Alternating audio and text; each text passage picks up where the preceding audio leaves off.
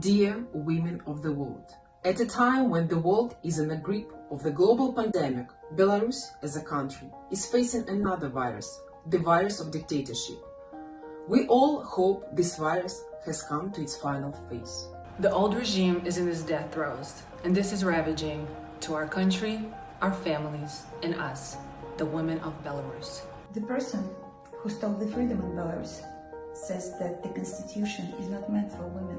Today, we have no other choice but to stand up and fight for our dignity, to fight for our children, to fight for our future. He stated before the elections that Belarusian women were unprepared for a female president.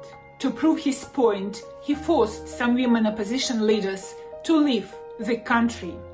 Belarus women and men are being attacked by masked men in the streets. Our husbands are being taken to prison for no reason. Our children are being taken away. We are being threatened, beaten and raped. The illegitimate president considers this a fair punishment for people who want to stop violence and have fair presidential elections. Every Saturday, for the past 79 days, thousands of Belarusian women put on their red and white dresses and come to the streets to say no to violence. They carry flowers and give them to police officers during detention. We feed prisoners. We provide first aid to the beaten and raped. We suffer, but we don't give up. We cannot give up.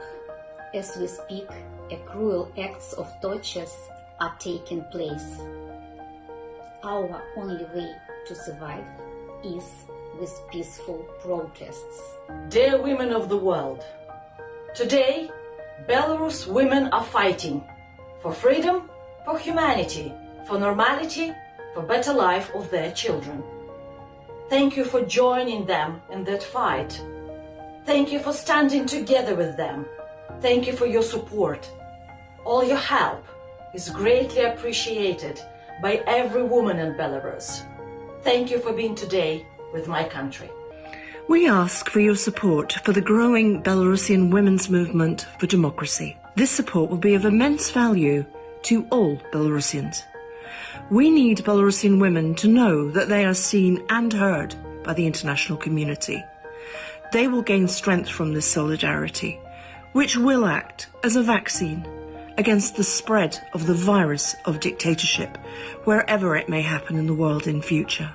We believe that your support for Belarusian women's freedom movement will give a boost to the women's movement for democracy around the world.